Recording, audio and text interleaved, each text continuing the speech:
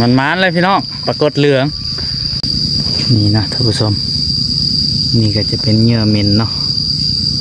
เหยื่อนี่กินมันมานแล้วพี่น้องนี่บางโน่นนี่มีแต่ปลาตัวเยอะๆนี่นี่ท่านผู้ชมได้แล้วได้ปรากฏดีแล้วทุกคนมันมานแล้วทุกคนเนาะ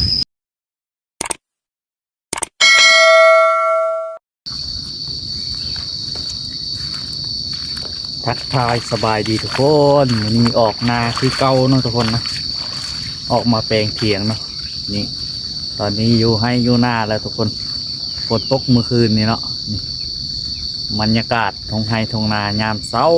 เอาเบ็ดออกมาตึกเอาปลากดเลยมันนี่ทุกคนนะไปบาดเดินทาง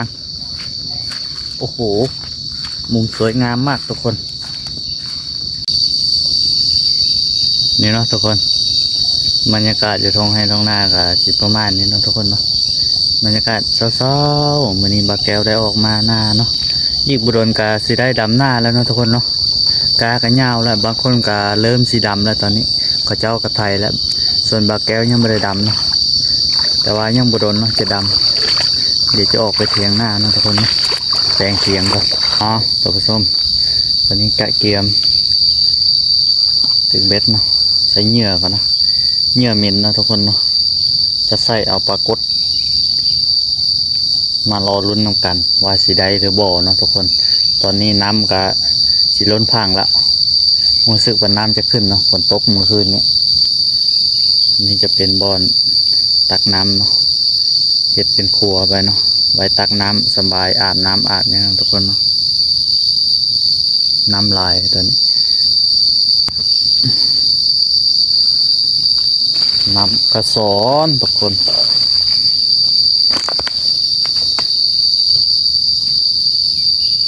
เห็นบ่น้ำขึ้นลายแล้วนี่จะเป็นเทียงหน้าเนาะเดี๋ยวจะแปลงเทียงนั่นแหละมันนี่ทุกคนนะปีหน้าจึงเฮ็ดใหม่ปีนี้แปลงเทียงเก่าเนี่ยนะทุกคนเนาะตอนนี้ก็ตัดไม้กะเกียมเนาะจะเฮ็ดโครงสร้างหลังคาเถียงนะทุกคนเถียงก็สิประมาณนั้นเลยมือสมัครเล่นนี่ท่านผู้ชมนี่ก็ขึ้นมาอยู่เทิงเถียงหน้าแล้วทุกคนนี่ใกล้จะสำเร็จแล้วมาตื่นเบ็ดใส่ปลาไว้เมื่อวานนี้ถือปลากดเนาะปลาไว้ครับกินข้าวตอนแรงมายามถือปลาแต่ว่าบ่ได้ถ่ายนะครับ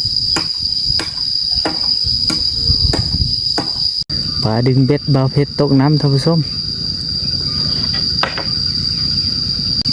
มันมานเลยพี่น้องปรากฏเหลืองเหยื่อเหม็นอ้าวก็มันมานแล้วจำไม่ได้แล้วก็ตัวแบบมันมานี่ขณะแห้งพื้นมาตื่นพี่ได้แล้วพี่น้องปรากฏตัวบางใหญ่ในสันเขนนี่นะท่านผู้ชม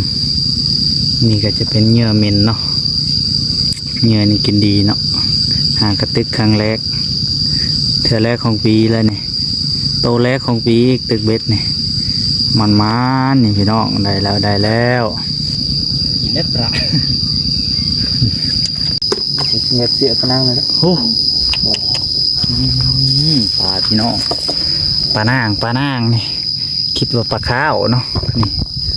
มันพี่น้องสิประมาณนี่แหละปลาเมื่อนี้กะปลาลัดโอ้ปลาเป้าปลากระเป้าถึกเบ็ดทุกคนนี่ นี่จะเป็นปลาตอง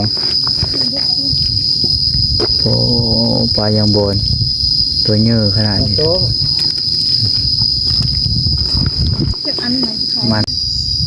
มันมานแล้วพี่น้องนี่บางโน่นนี่มีแต่ปลาตัวเยอะๆนี่ตัวที่หนึ่งนี่ตัวที่สองปลาตองตัวที่สามพี่น้อง ตัวที่สี่นี่พี่น้องตัวที่ห้านี่ตัวที่หกตัวที่เจ็ดนี่อีกนี่โอ้ยหลายได้หลายทุกคนเลยประมาณ3 โลเป็นบอลปลากดปลาอย่างก็ได้รอลุ้นอยู่นี่ปลานี่เหยื่อเหม็น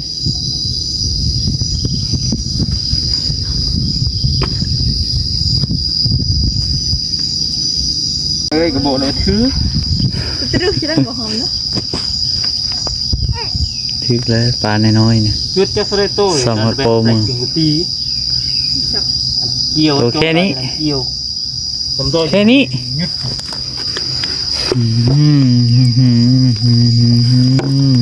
นี่ไอ้ปลาเนี่ยไอ้นี่บอกปลานี่นี่นะ มันรู้จัก กิน ป เล ลาย เบิกปลานี่โอ้ไม่มาแล้วนี่เด้อทุกคน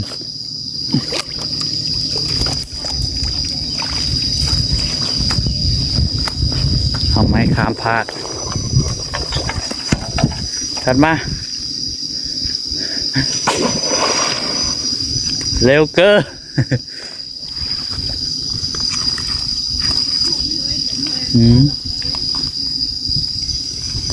มาเนี่ยสัตว์มาวิธีการเอาข้ามไม้นะทุกคนชิวบ่ต้องใส่เหือก็ได้ทุกคนเลย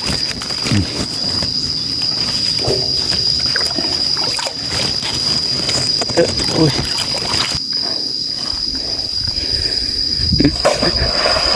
เฮ็ด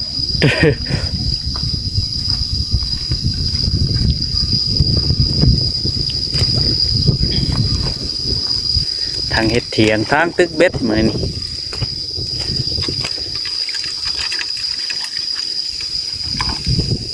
คือยี่พ่อเยอะเนาะหลายลำตัวนี้นะ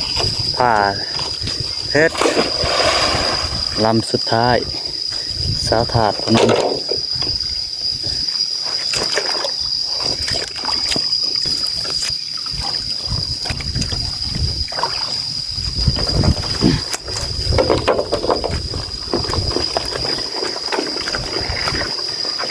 ให้สัมภาษณ์ทุกคน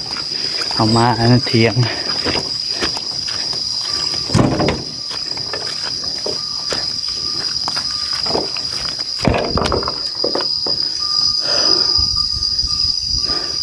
เอาข้ามมาไปทีเลยทุกคนเดี๋ยวเอามาเบิ่ง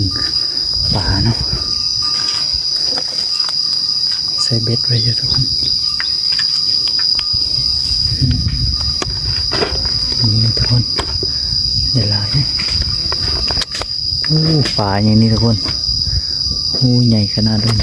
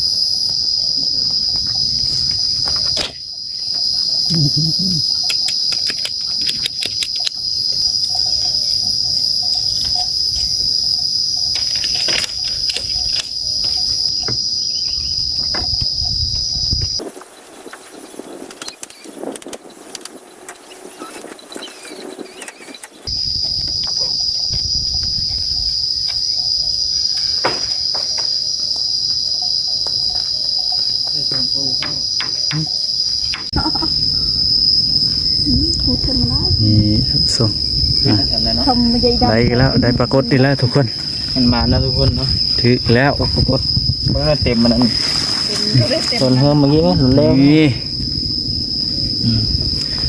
มันมานี่แล้ว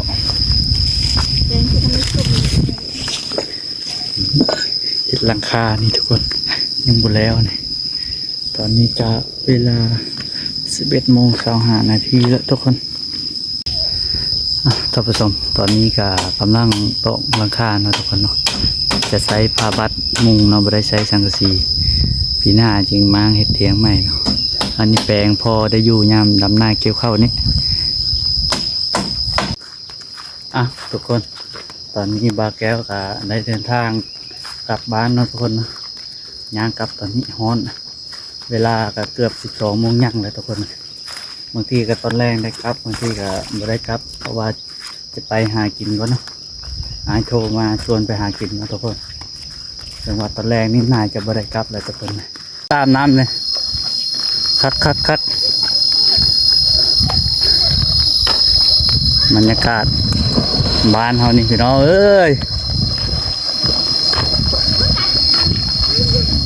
โอ้มีตีละกาตีนอย่างงี้โอ้ตีละกากำลังก็เป็นเบิ้งเด้อถือขวดไม้ใช่ไหมโอ้เปิดสภาพน้ำเลยไม่ยัดปิงไปเหรอบ่มีปิงอะบ่โอ้คักเลยโอนเยอะท่าเพิ่งก็มีแบบนี้โอนย้อนอดีตคืนหลังโอนบ่ได้ถึกไม้อะได้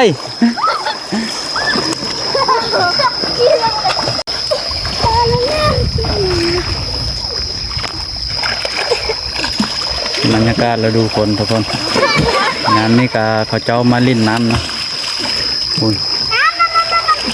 สมัยยังน้อยก็แบบนี้เลยทุกคนนะมาลิ้นน้ำแบบนี้แหละห้วยนี้สมัยบ่แก้วยังน้อยมีขัวนะทุกคนนะทางเข้าบ้านปะกิ้วนี่แต่ว่าเดี๋ยวนี้เขาเจ้าเอาขัวออกแล้วใส่ท่อแต่ว่าบ่ได้ใส่ขัวแล้วปัจจุบันเนี่ยเป็นเส้นทางเข้าไปเลยมันอ้าวท่านผู้ชมซึ่งว่าคลิปนี้ก็สิประมาณนี้เนาะทุกคนเนาะไว้พอๆกันในคลิปหน้าเนาะอย่างไรก็ฝากกดไลค์กดแชร์กดติดตามให้ในเด้อทุกคนวันนี้บ่าวแก้วก็สิได้เดินทางกลับแล้วบัดนี้เนาะนี่ความบรรยากาศบ๊ายบายทุกคนไว้พอๆกันในคลิปหน้าเด้อทุกคน